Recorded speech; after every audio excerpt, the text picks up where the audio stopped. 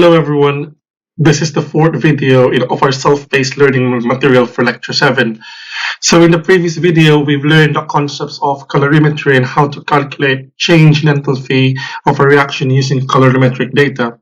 In this video, we will discuss another way to calculate for a change in enthalpy, and this time from the absolute enthalpies of formation data. Take note that these absolute enthalpies of formation are recorded and found in data tables in your textbook. Thermochemical data are often described by specifying the chemical reactions involved. This is the reason why data tables are encountered for heats of neutralization, heat of combustion, heat of hydrogenation, and heat of formation. So the definitions are actually found in this slide. Spend some time reading through these definitions. Thermochemical data are also presented for some physiochemical processes such as the heat of solution. Enthalpy of solution, or the heat of solution, is expressed in kilojoules per mole, and it is the amount of heat energy that is released or absorbed when a solution is formed. For example, if some ammonium chloride or glucose is added to water in a test tube, and the test tube becomes cooler. On the other hand, if some solid sodium hydroxide is added to the test tube, then the water becomes warmer. Remember that there are 3 steps in a solution process or solvation. First will be the breaking of bonds between solute molecules. Then the breaking of intermolecular attractions between solvent molecules. And finally, the formation of the new solute-solvent attractive bonds. Energy is absorbed during the first 2 steps, and it is released during the last step. Now, if more energy is released in bond forming than in bond breaking, then the overall step is exothermic, and the enthalpy of solution is negative. Conversely, if more energy is used in bond breaking than is released upon solute-solvent bond formation, then the overall process is endothermic, and the delta H solution is positive. Sometimes it is also desirable to define another enthalpy term known as the heat of dilution or the enthalpy of dilution. This simply refers to the heat released or absorbed when a solution is changed from one concentration to another by addition of a solvent. At this point, it is useful to define standard enthalpy change, which is given by the symbol delta H naught. The standard enthalpy change of formation is the heat at constant pressure involved in the formation of 1 mole of the product from its constituent elements at standard condition. Okay, so several parts of this definition needs to be explained. So this definition applies to reactions that involve compounds and elements in their standard states. So we have these following criterions to specify the standard condition or the standard state. First is that for pure solids, liquids, or ideal gas, the standard state at any temperature is at a pressure of 1 bar. Now take note that in some older literatures or older definitions, the pressure is taken at 1 atmosphere. In addition, the reference temperature is usually selected at 298 Kelvin or 25 degrees Celsius. So this means that most tabulated values for standard enthalpy pertain to reactions at a reference temperature of 298 Kelvin. The second criteria is that when an element has several allotropes, the most stable form is used as a standard state. So we know that some elements exist in more than one form, and the form of the element used to derive the delta H naught value is the one that is the most stable, or the element with the lowest enthalpy at 1 bar and a reference temperature. For example, carbon occurs as a diamond and graphite. The enthalpy of diamond is higher than graphite.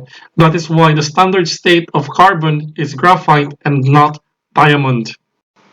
The last criteria is that the change in the enthalpy symbol delta H naught is used to indicate that the substances involved in the reaction is at the standard state. So in general, this enthalpy change of a reaction can also be determined from the absolute standard enthalpy of reactants and products in the reaction. So we do this by subtracting the sum of the enthalpies of formation of the reactants from the sum of the enthalpies of the products as shown in this equation. Now take note that P and R are stoichiometric coefficients of the balanced thermochemical equation. By convention, the standard enthalpy of formation of the most stable form of an element at 1 bar and a reference temperature is equal to 0. Take note that unless the product is the element at the non-standard conditions, the standard enthalpy of formation will not be equal to 0 as shown in this example.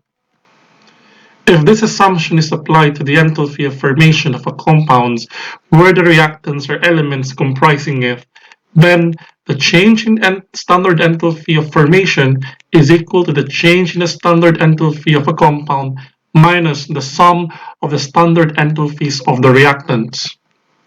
Finally, we can say that the standard enthalpy of formation of a compound can be considered as its absolute standard enthalpy as shown in this equality.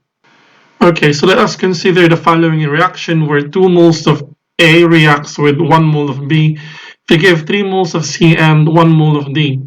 The standard enthalpy change of reaction can be calculated using the formula we've just discussed. Now take note that this formula, P and R, are the stoichiometric coefficients.